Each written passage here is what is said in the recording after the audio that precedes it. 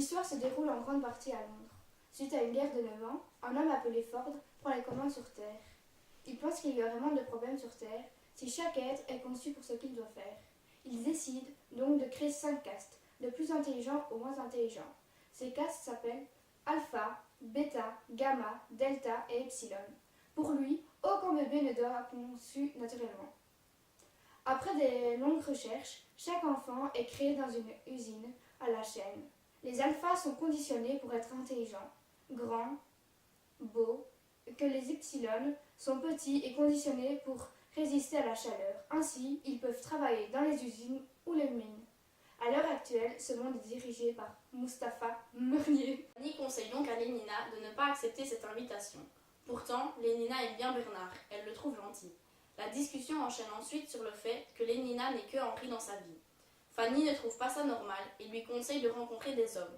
Dans ce nouveau monde, il est mal vu de ne connaître qu'un homme. Il vaut mieux avoir plusieurs amants. Bernard Marx, de son côté, travaille dans le bureau de l'usine à bébés.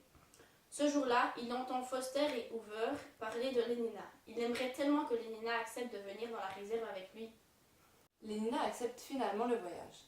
Bernard va voir le DIC pour qu'il signe les papiers pour son périple. Dans son bureau, le DIC lui raconte sa malheureuse histoire dans la réserve pour le mettre en garde. Il lui explique qu'une fois, il était allé dans la réserve avec une jeune fille. Mais une nuit, ne la trouvant pas dans son lit, il décida d'aller la chercher.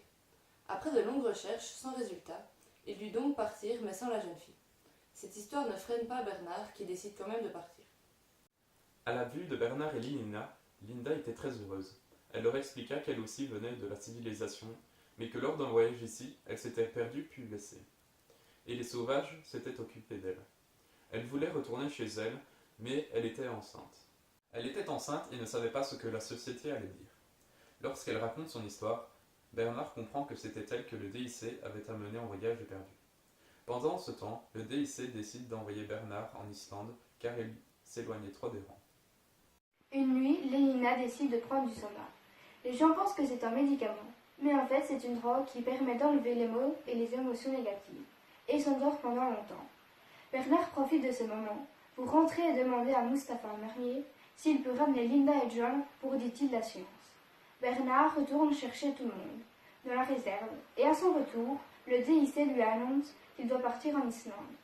C'est alors que Bernard va chercher Linda et John. Il prend un malin plaisir à expliquer que John est l'enfant du DIC. Le directeur, honteux, décide de partir. Bernard, lui, profite de la célébrité de John, le sauvage, comme il l'appelle, pour se faire connaître, avoir plus de femmes.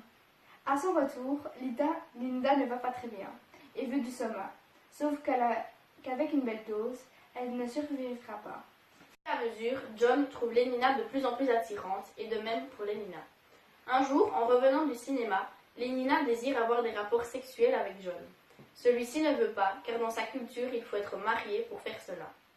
Lorsque Lénina se déshabille, John la frappe violemment, car il est choqué de cette attitude.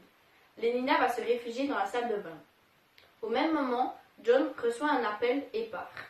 Arrivé à l'hôpital, John trouve sa mère mourante. Après quelques minutes restées avec elle, Linda meurt. John s'énerve dans l'hôpital car il pense que la société a laissé mourir sa mère.